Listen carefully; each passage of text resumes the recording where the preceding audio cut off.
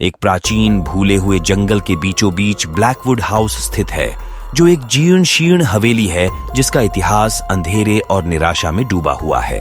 पिछले कुछ वर्षों में इसके भूतिया होने की कहानियां जंगल की आग की तरह फैल गई हैं, जो दूर दूर से रोमांच चाहने वालों और असाधारण जांचकर्ताओं को आकर्षित कर रही हैं। लेकिन इसकी खस्ताहाल दीवारों के भीतर जो कुछ है वह किसी की कल्पना से भी कहीं अधिक भयावह है। पीढ़ियों पहले यह घर रहस्यमय हॉथोर्न परिवार का था।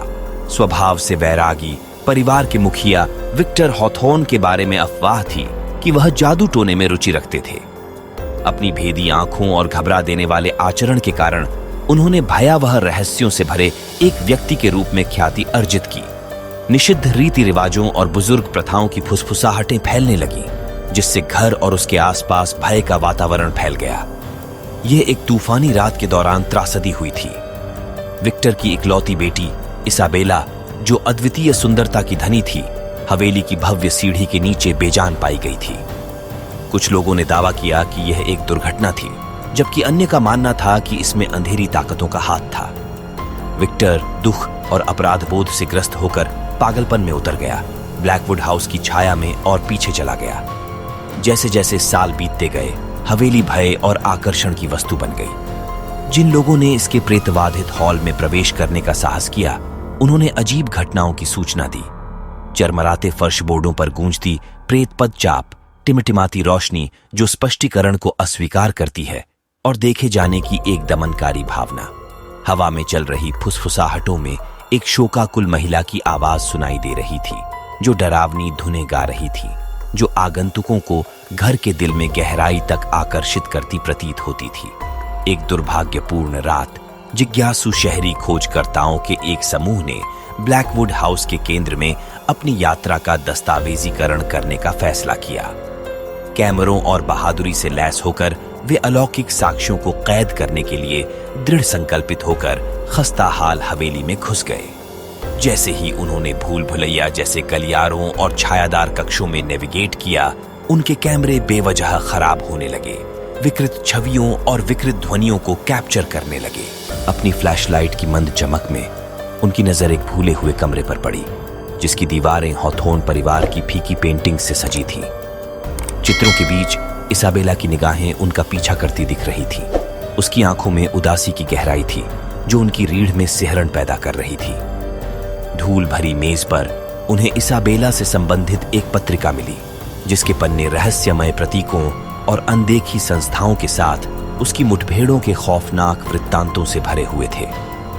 जैसे ही वे पत्रिका को जोर से पढ़ रहे थे, तापमान में अचानक गिरावट से कमरे में बर्फीली परतें रेंगने लगीं। ठंडी हवा में उनकी सांसें साफ दिखाई दे रही थीं। उन्हें अपने चारों ओर एक परेशान करने वाली उपस्थिति महसूस हो रही थी।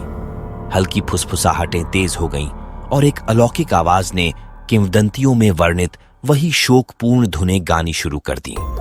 भयभीत होकर खोजकर्ता कमरे से भाग गए, वर्णक्रमीय उपस्थिति से बचने के लिए घुमावदार गलियारों से होकर भागने लगे। उनके कैमरों ने छायादार आकृतियों और अलौकिक बुद्धिमानियों की क्षणभंगुर झलकियां कैद की, जो उनकी ओर बढ़ती हुई प्रतीत हो रही थी। जैसे ही वे हवेली के सामने के दरवाजों से बाहर निकले, उन्होंने पीछे मुड़कर देखा कि हवेली की खिड़कियां एक भयानक रोशनी से जगमगा रही थीं, और सबसे ऊंची खिड़की पर इसाबेला की अलौकिक आकृति खड़ी थी। उसकी अभिव्यक्ति में दुख और लालसा का मिश्रण था। उस रात कैप्चर किया गया फुटेज इंटरनेट सनसनी बन गया, जिसने दर्शकों को ब्लैकवुड हाउस की परेशान करने वाली कहानी से मंत्रमुग्ध कर दिया। कुछ ने इसे एक विस्तृत धोखा कहकर खारिज कर दिया, जबकि अन्य ने इसे अलौकिकता का अकाट्य प्रमाण बताया। फिर भी संदेह की स्थिति में भी इसाबेला हॉथोर्न की भयावह धुनें और भूतिया उपस्थिति उन लोगों के दिमाग में बनी रहती है जो अंधेरे में जाने का साहस करते हैं। इसलिए यदि आप अपने आप को एक प्राचीन जंगल की गहराई में भटकते हुए पाते हैं और ब्लैकवुड हाउस के क्षयकारी अवशेषों पर ठोकर खाते हैं, तो उस डरावनी कहानी को याद करें जो सदियों से चली आ रही है। लेकिन सावधान रहें, भूले हुए की गूंज कभी भी शांत नहीं होती है, और घर के प्रेतवाधित रहस्य बस अगली जिज्ञासु आत्मा को गले लगाने की प्रतीक्षा कर रहे हैं, जो इसकी दहलीज को पार करती है।